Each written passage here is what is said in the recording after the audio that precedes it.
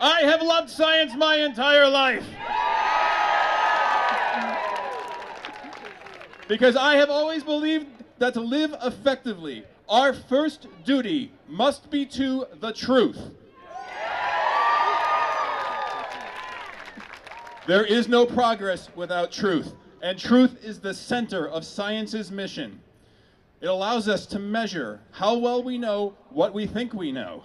And while we certainly know a great deal, I believe there are few things that can inspire greater awe than to be on the leading edge of knowledge while facing what still remains, the seemingly boundless depths of what we still don't know.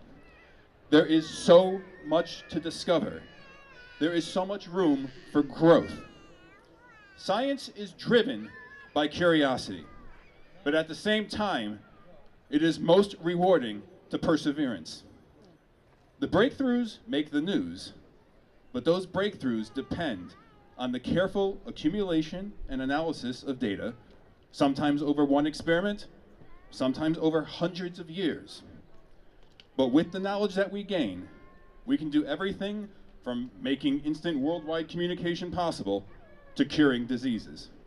Science is the tool to unlock the mysteries of the universe.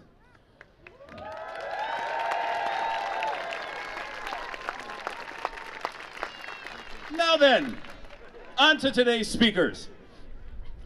On January 1st, 2014, Kathy M. Sheehan became the 75th mayor of Albany, New York.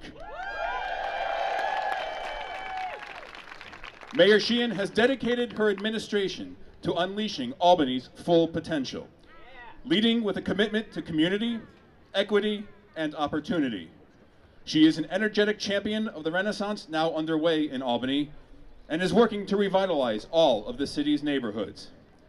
Mayor Sheehan is committed to efficient and responsive government that includes diverse community voices.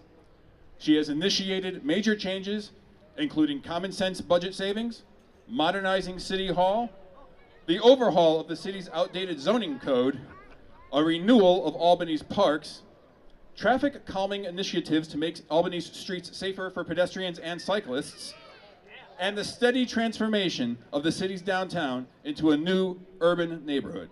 Please welcome Mayor Sheehan.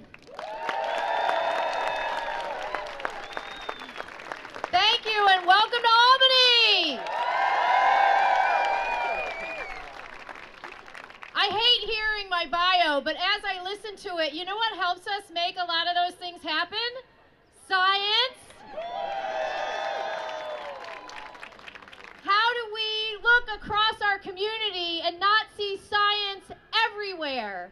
Our kids are healthier, our water is cleaner, our air is cleaner, and this is a better place to live because of science!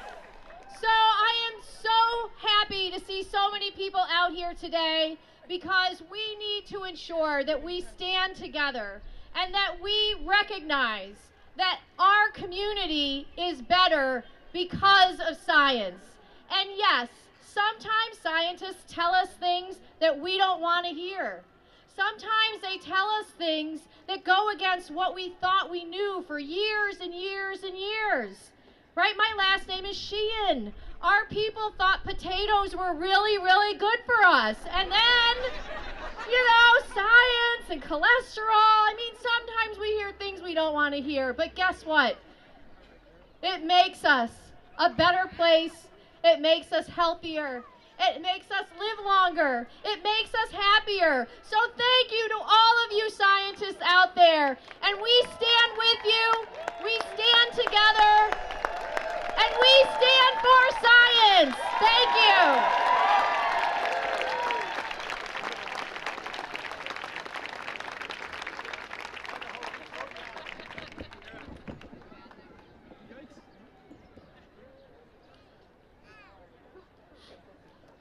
Dr. Dorsey Aplears has built a personal and professional life in the city of Albany devoted to improving the quality of life for residents in her community, Albany's first ward. Hailing from Washington, D.C., she tackles health disparity and environmental safety issues affecting her constituents with persistence and passion. Dr. Appliers holds a bachelor's degree in psychology from Delaware State University and a master's degree in public health from the University of Albany School of Public Health. She returned to UAlbany for her doctorate in public health and simultaneously was elected to the City of Albany Common Council in 2014. The majority of Dr. Appliers' work is geared towards meeting the needs of her constituents. As a councilwoman, she is a voice for residents who live near the Port of Albany who are experiencing environmental injustices. During her first 3 years in office, Dr. Appliers has undertaken many initiatives targeted to improving the health and well-being not only for her First Ward constituents, but for all city residents. Some of these initiatives include introducing tobacco-free parks legislation, building relationships between police and communities of color, and empowering women through entrepreneurship. Please welcome Dr. Dorsey Appliers.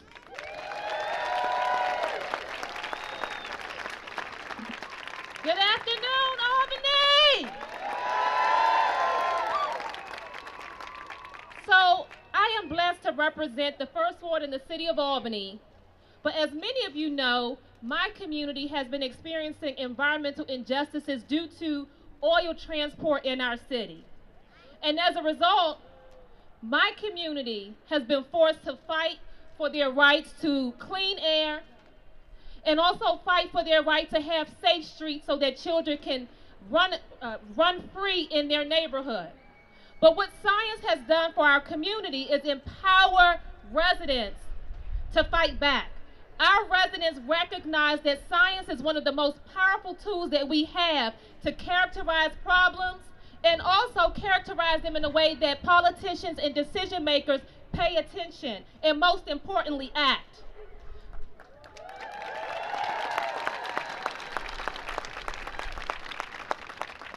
Our residents on the South End understand that it's important to connect with academic institutions like the University at Albany School of Public Health to ensure we have some of the brightest minds around the table solving the problems that impact our residents on a day-to-day basis. So I stand with those residents, I represent them, but I do not speak for them. I have unified my voice with them, and together we will continue to use science to make evidence-based decisions to fight against those who want to impose, whether it's poor air quality on our neighborhoods. We will continue to fight, but also use the science that we need to make sure that people are paying attention. Thank you. And as an elected leader in the City of Albany, I stand in solidarity with you. We will not and must not be bamboozled into thinking science doesn't matter and is merely a means to perpetuate alternative facts.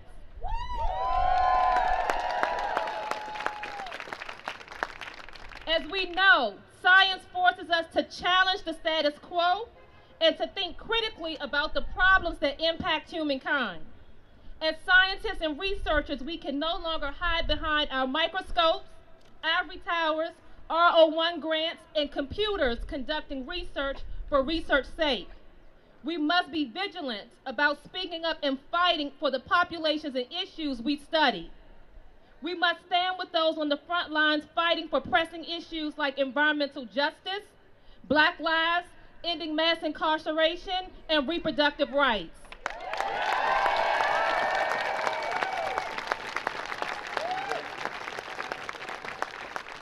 Being a scientist is a noble profession, and it has brought me great rewards, as I'm sure it has brought many of you.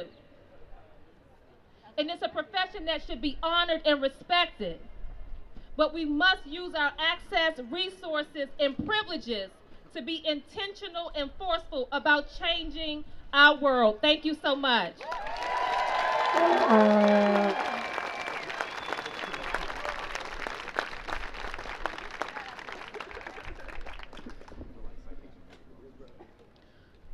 Pat Fahey serves the people of Albany, Bethlehem, Guilderland, and New Scotland as the Assembly member for the 109th Assembly District. Before moving to Albany, she served as the Executive Director of the Chicago Workforce Board. She spent 9 years in Washington, D.C., including service to the Clinton administration as the Associate Director for Employment and Training in the Congressional Affairs Office of the U.S. Department of Labor under Secretary Robert Reich. She is also a former elected member of the Albany School Board. As a legislator, her top priorities are education, economic development, the environment, public transit, and jobs. Please welcome Assemblymember Pat Fahey.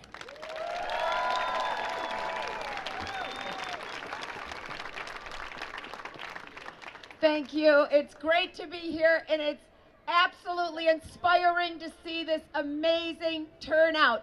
So thank you for being here. Thank you for showing up. Please keep showing up because it matters. Science matters, as we know. Science matters. And science is fundamental. It's fundamental to all we do. And I love the sign out there that says, "Make America think again." Make America think again. Science should also be non-partisan. And another sign I love, every day is Earth Day. Every day should be Earth Day. The facts should speak for themselves, and we should stop politicizing science, but it's become more political than ever, so we need these rallies. We need you to keep showing up.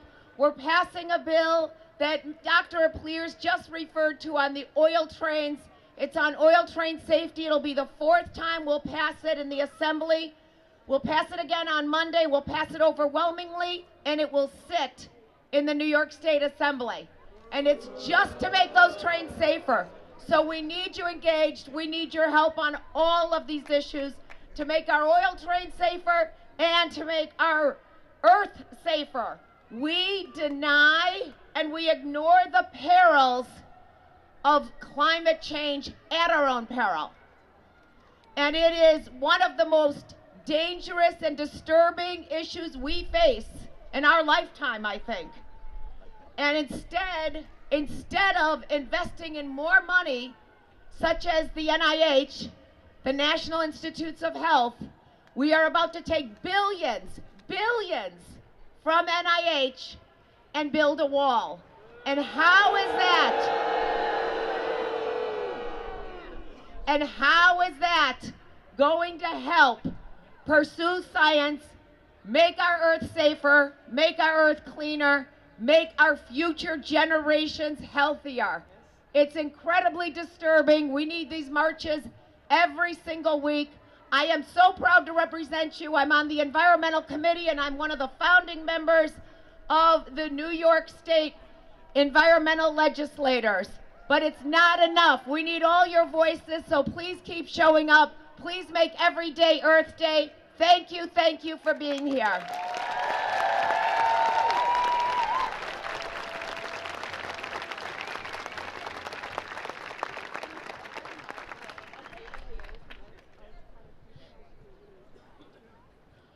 Dr. Ela Joseph is the founder of BioPalette, a nonprofit do-it-yourself/citizen science/biomaker space in New York's capital region. Hailing from India, she holds a bachelor's in biochemistry and a master's in biotechnology. She did her doctoral research in neuroscience at the Leibniz Institute for Neurobiology in Germany. After immigrating to the United States to continue her academic research, she became passionate about scientific outreach and spreading the feeling of awe and wonder of science beyond the walls of universities and academic laboratories. She is of diverse interest and enjoys being a role model and a mentor to young women in science and authoring books for children, introducing them to basic concepts of biology. Dr. Ela Joseph.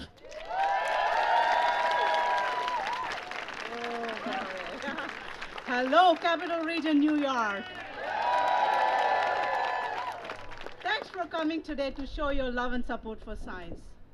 Growing up, I was very curious, and I thought of traveling around the world like the travelers of the past.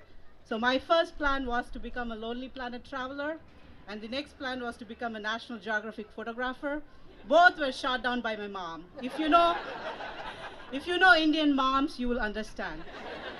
So finally, when I told her that I'm going to go to Germany to do my PhD, she said, whatever. I think I tired her out so much by that time. And thus began a wonderful journey in my life.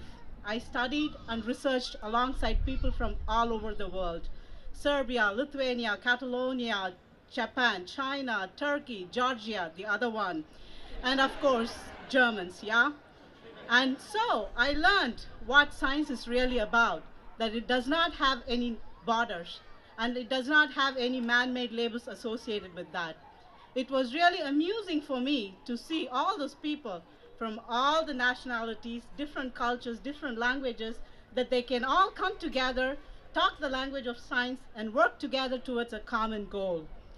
It is a fascinating thing for me as a young person to watch that.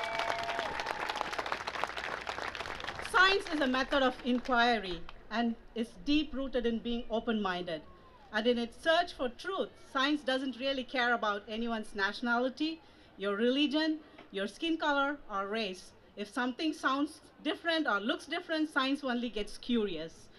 And in my field of neurosciences, the questions that we ask and the answers that we seek, like what makes us empathetic, how do we learn and form memories, what makes us happy, how to live happily, and what's the cause of mental health illnesses.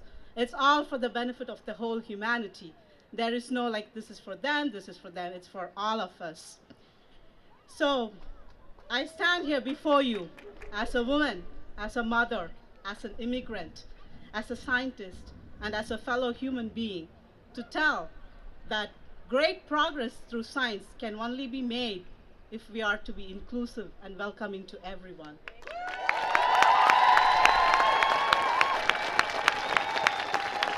Thank you.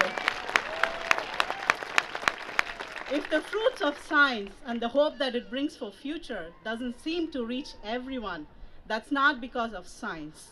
Just like any other human endeavors, we always taint it with prejudices, and science did get tainted with prejudice of our own. So long has been the doors of science been closed to social justice, and now there's an added fear of people who are different from us. So I just stand here to say to you that being open-minded and being welcoming to everybody is the great way for us all to show our love and support to science. Thank you very much.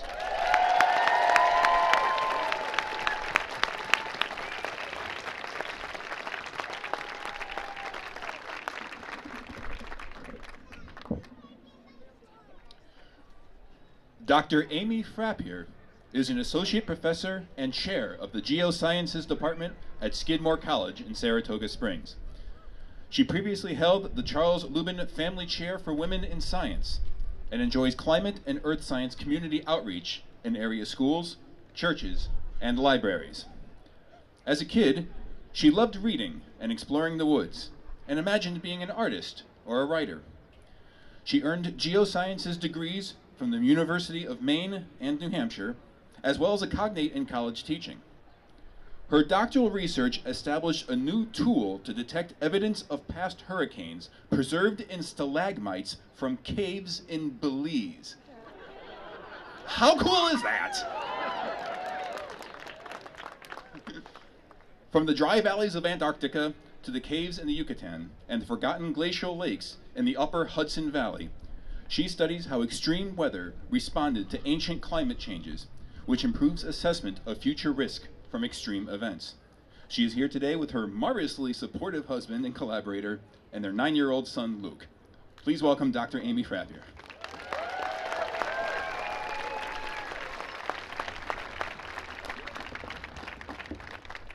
Hello, upstate. Fellow Earthlings. As a citizen, I'm honored to speak today about science. It's humanity's most powerful invention for uncovering truth about the physical world. Extracting nature's secrets, we marvel anew at our place in space and time and the wonder of it all. Science. It lets us predict the future, harness nature's powers to achieve our dreams, and solve thorny problems.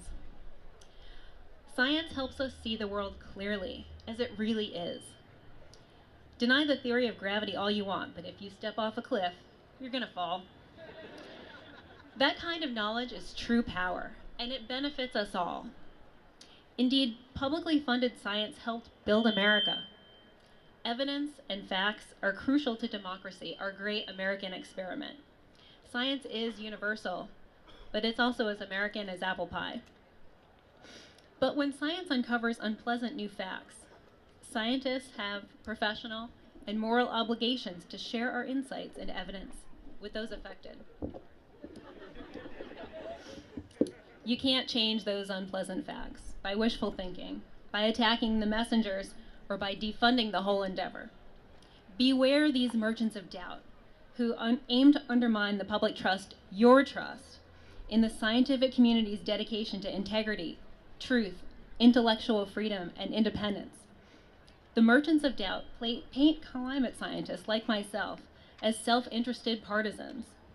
They cultivate delay, lacking the evidence they need to win their case. But climate science is no liberal club. We span the full political gamut. We are just doing our professional best to get accurate, unbiased information to decision makers and the public. ICE doesn't care who you voted for, it just melts. I get it. Climate science can be scary. We geologists know the Earth is going to be just fine, but climate concerns are really about protecting the economy and livelihoods, our kids and biodiversity. What keeps a climate scientist like me up at night? It's the unknown. The chance that we might trip past a dangerous tripping point of no return. Uncertainties in our knowledge mean that things could turn out better or worse than our best predictions.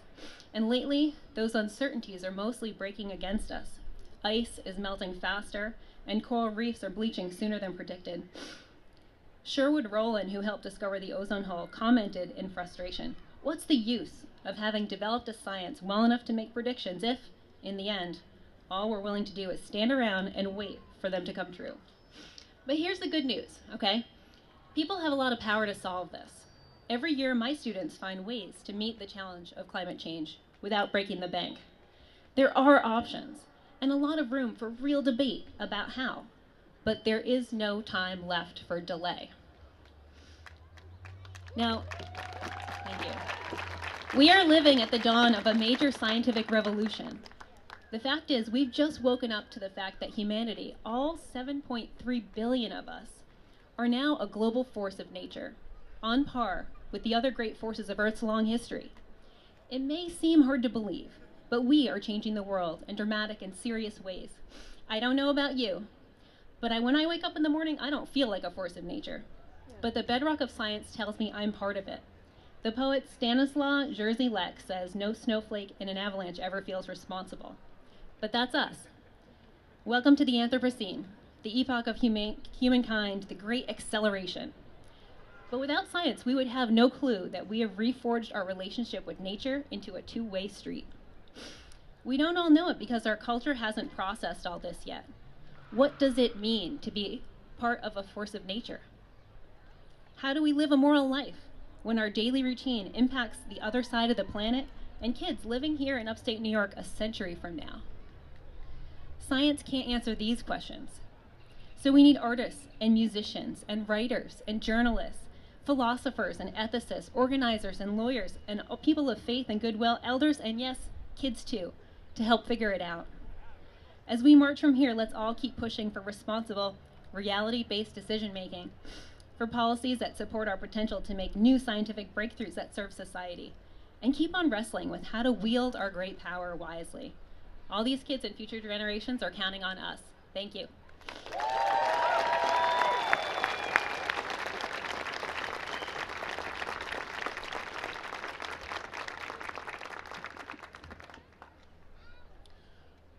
Assemblyman John McDonald is a member of the New York State Assembly and a former mayor of the city of Cohoes.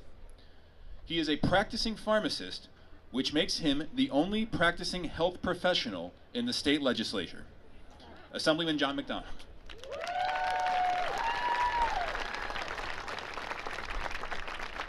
Thank you, and welcome to Albany. Now, for clarification perspective, if you go one block that way, or 2 blocks that way, welcome to the 108th Assembly District. But you are now in the 109th District by my friend Pat Fahey. So if you have any problems, talk to her. But I want to thank all the friends and supporters of science, the friends and supporters of facts. What is so disturbing to me in this day and age, I know it's not unique, is when individuals get up and deny what's happening in our world today by being very distrustful with the facts that science brings to us. Now, you know, I was a former mayor. You know that I have the privilege to serve with Dorsey and Kathy here in Albany, and my friend Pat, representing the interests of those in the south end of Albany and in West Hill and Arbor Hill of Albany, and I enjoy the legislature. But let me just speak momentarily from my other career as a healthcare professional. I've been practicing pharmacy now for over 33 years. I had 5 years of science in college at a very high level. Learned an awful lot, and fortunately so have many others. We have seen so many advancements today in healthcare. It is remarkable. Think about it. Cancer is now curable. Heart disease is now curable. Drug addiction is treatable. We have made so many significant advances, and I share the same concern my colleague Pat Fahey talks about the proposed cuts to the National Institutes of Health. Diseases that we know need to be treated, if these cuts are enacted, will not happen at the rate that we need them to happen. Individuals' quality of lives will not improve to the rate that we need them to improve. And quite honestly, if you think drugs are expensive now, they're going to be outrageously crazy in the future.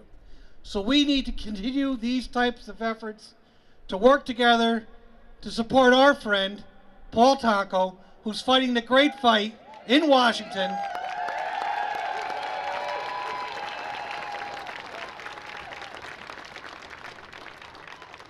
And just as importantly, we know we're here today not for ourselves, but for the generations to follow.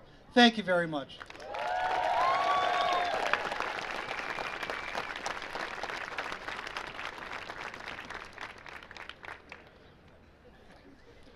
To introduce our final speaker, I would like to call forward Mr. Patrick Nelson.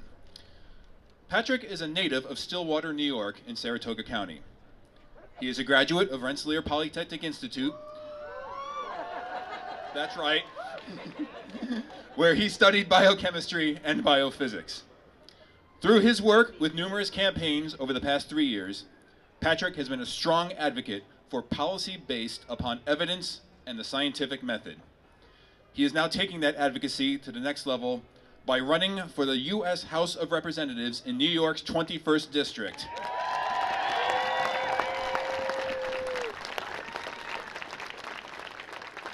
Which starts in Stillwater and runs north all the way to the Canadian border. Please welcome Patrick Nelson. Thank you, Dr. Mark.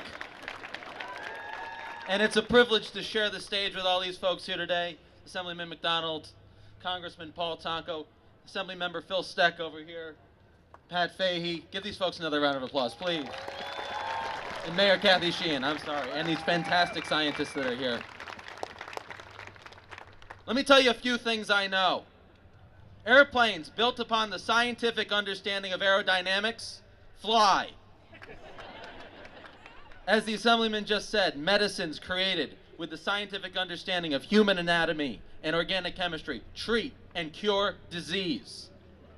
Our internet, based upon an understanding of mathematics and physics and funded with public investment, connects every part of the globe and empowers the organizers of today's great event to make this march a possibility, along with the other marches going on from coast to coast here today in the United States.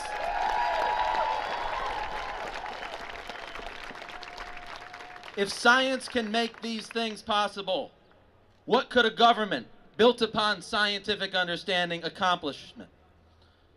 When our public policy aligns with our scientific knowledge, we can accomplish the extraordinary. It was with a great faith in science and in the American people to accept it that President Kennedy spoke these prophetic words more than half a century ago: "We choose to go to the moon." Might we once again leave footprints of human beings on celestial bodies and reap the economic rewards from investing in research and exploration? Might we develop the next generation of antibiotics needed to combat the rise of resistant infections? Might we solve the tragic epidemic of opioid addiction with policies based on research and reason instead of prejudice and propaganda?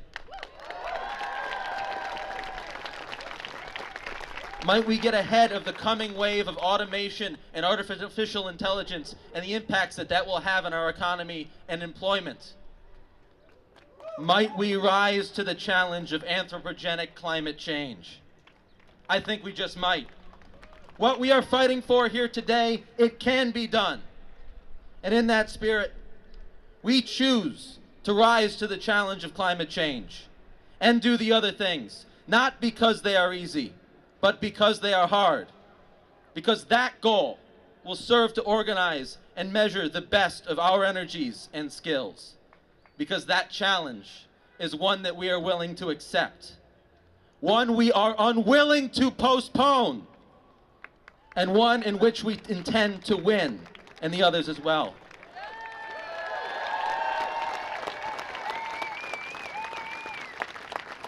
For surely, the future of our species and our way of life lays in the balance. Now we need more mathematicians, engineers, and scientists holding public office and directing our policy with the understanding that only science can endow. Too few currently do. But today, I have the great honor of introducing a congressman who is a graduate of Clarkson University with a degree in mechanical and industrial engineering.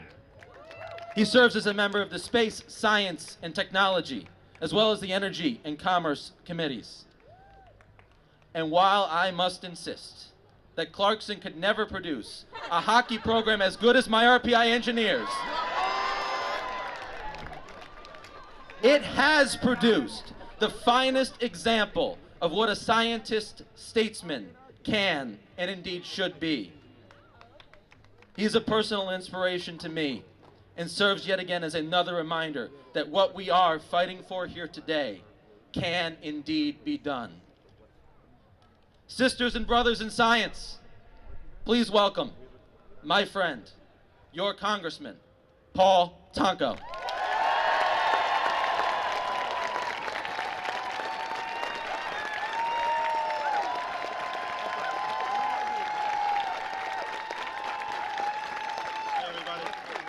Whoa, what a crowd, what a crowd, what a crowd. Remind me, what are we here for? Science! I can't hear you. Science! Let's say it one more time. What are we here for? Science! We're here for science. Thank you, everybody. Thank you, Kate Shelley, for the invitation to join today. Thank you to you and all of the organizers. Let's hear it for the organizers.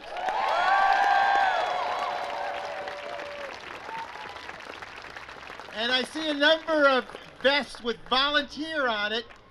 Thank you. Let's hear it for our volunteers.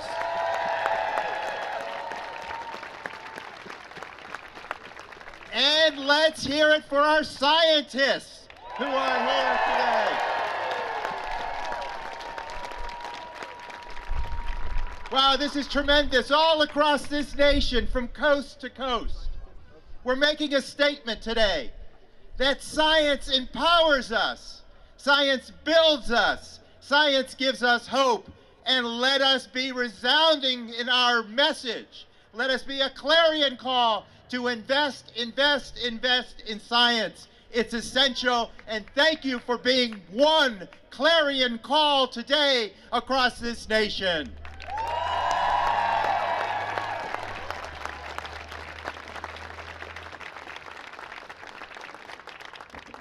Thank you. Listen, we cannot stand silent as investments in research and education are cut, and cut deeply.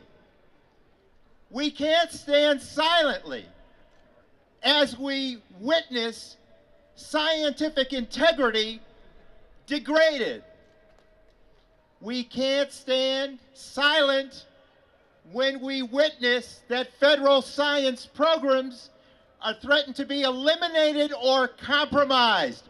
Will we be silent? No! I couldn't agree more. And what an awkward time to present such un-American, immoral behavior when the rest of the world is investing in science, in research, in innovation. And as they do that, our attempts, or those of some in our society, to pull us backward will result in tremendous harm. We will lose our great pace of moving forward and investing in a new economy and bridging us to progress of untold dimension as we move forward as strong supporters of science. Let us not let this happen. Let us go forward with the soundness of thinking. Let us understand that the basic idea of inquiry must be free, and facts and evidence do indeed matter.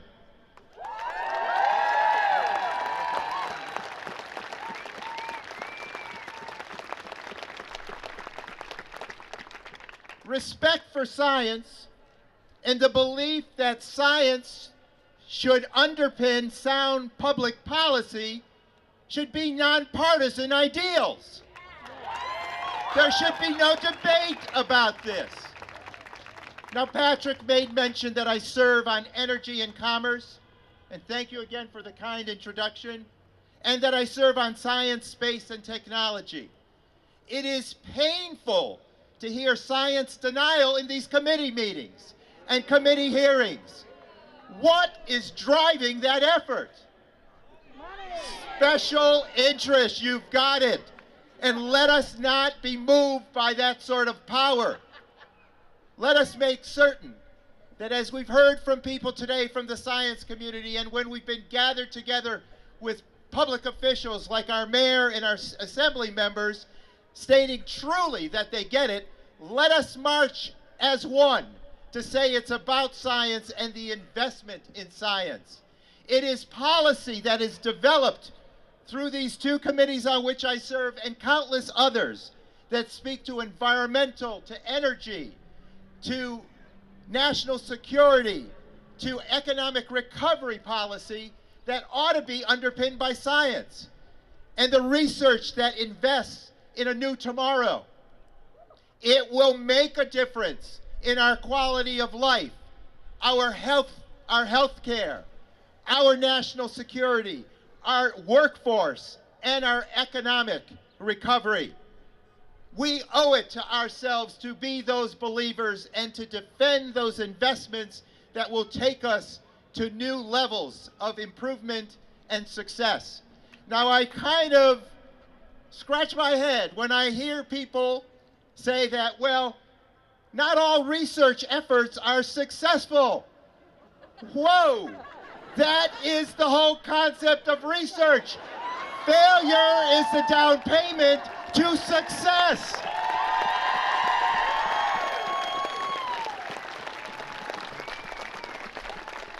Think of it. We have challenges before us, tasks that need to be addressed. We need to reduce carbon pollution in our society. We need to address climate change. We need to find cures for illnesses like cancer.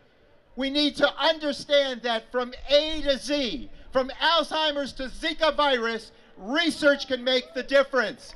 Research can take us and deliver hope and prosperity.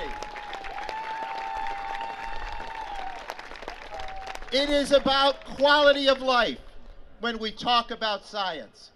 I am so angry and frustrated by science denial that I have drafted a bill that I want to share with you today. H.R. 1358. 1358. It's the Scientific Integrity Act. And it says that federally funded research for science cannot be meddled with through political processes, through political games, and through special interests. It must be off limits. And how we do that is require that every federal agency either build upon or establish those networks, those forces within their agency that will be the oversight, the watchdogs, that will call those agencies to task when they discredit, misrepresent, suppress, or politicize the results of federally based research. Let's go forward with scientific integrity. So today we march. Today we march upon those decades and centuries worth of Americans who invested in science and brought us to this moment today, where so many, many wonderful, marvelous improvements have come into our fabric of life. We don't want to stop that road of progress. We want to walk down and marshal the forces together in a march that say we will not take this denial any longer. We will push the process in Washington. We will tell the administration it's about progress, it's not about denial, and we will go forward and be a prosperous, successful, healthier, stronger people here in the U.S., and we will share that progress with the world. Thank you, everybody. Let's go fight for science.